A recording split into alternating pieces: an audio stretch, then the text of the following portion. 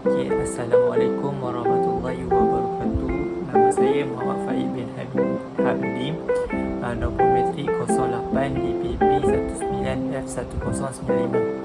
Okay, hari ini saya nak terangkan tentang stair lift.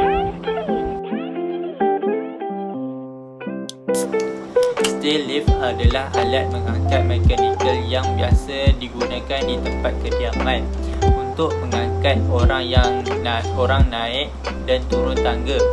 Kadang-kadang ia disebut sebagai kerusi roda atau tangga peluncur. Lift tangga biasanya digunakan oleh orang yang mempunyai pergerakan terhad dan tidak dapat menaiki tangga dengan selamat tanpa bantuan. Okey, lift tangga biasanya terdiri daripada rel yang dipasang ke tangga kerusi atau platform mengangkat yang bergerak naik dan turun di sepanjang rel. Stair lift pertama kali dihasilkan secara komersial di Amerika Syarikat pada tahun 1930, walau ada bukti yang menunjukkan bahawa penjelmaan awal kerusi yang ditarik naik dan turun berasal dari Raja Henry keempat yang menunggangannya ketika pulih dari kemalangan. George Ting. Lift tangga biasanya digunakan di dalam rumah, walau versi luar kadang-kadang boleh didapati di tangga yang menuju ke pintu depan atau belakang.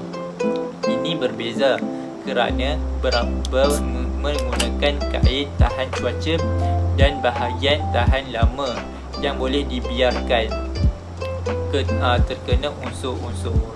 Tangga platform kerusi roda dan platform mengangkat membantu pengguna kerusi roda menaiki tangga.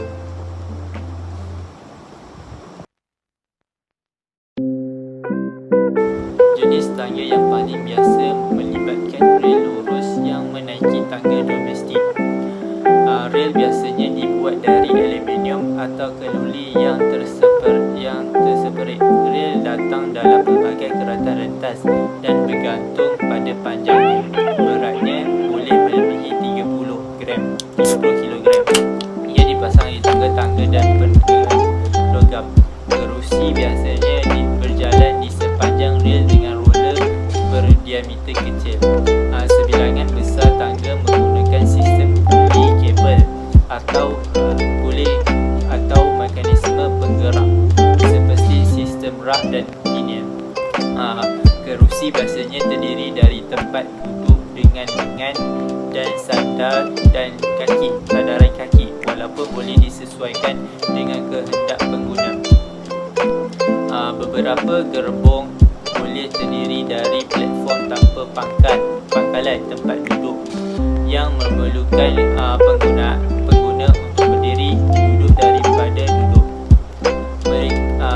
Kerusi secara konvensional diposisikan pada sudut tempat keril sehingga pengguna melakukan perjalanan side-landed ke atas dan ke bawah tangga. Di bahagian atas tempat duduk berpusing hingga 45 atau 95 darjah membolehkan pengguna turun. Tindakan putar boleh dilakukan secara manual atau bertenaga, bergantung pada kehendak pengguna.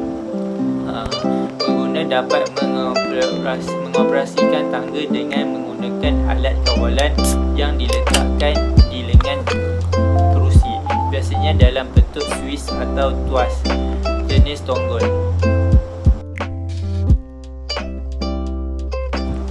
Stair lift domestik boleh dipasang dengan DIY, walaupun tangga yang melengkung yang lebih kompleks umumnya memerlukan pemasangan profesional. Pengangkat tangga mungkin berlabuh di sisi tangga di dinding yang dapat lebih kuat dari sisi tangga dan pagar. Bahagian pertama yang dipasang adalah track bawah yang diletakkan sepanjang tangga. Penting untuk memastikan bahawa track diletakkan sama rata agar kerusi tidak tersekat di tengah jalan.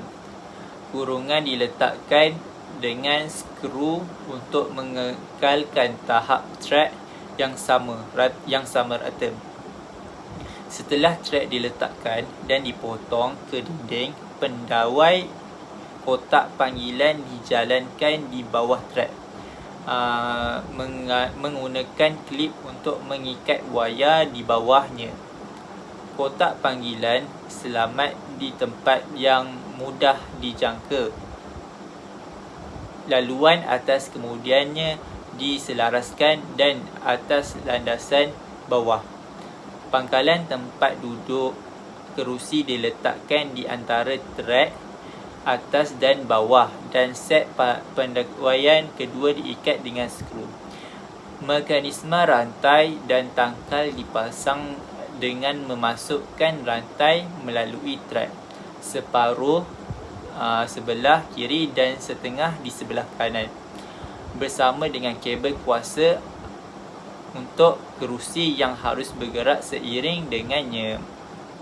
Tempat duduk mesti dipasang mengikut keperluan ukuran pengguna, dengan penyesuaian dibuat setelah ujian jika perlu.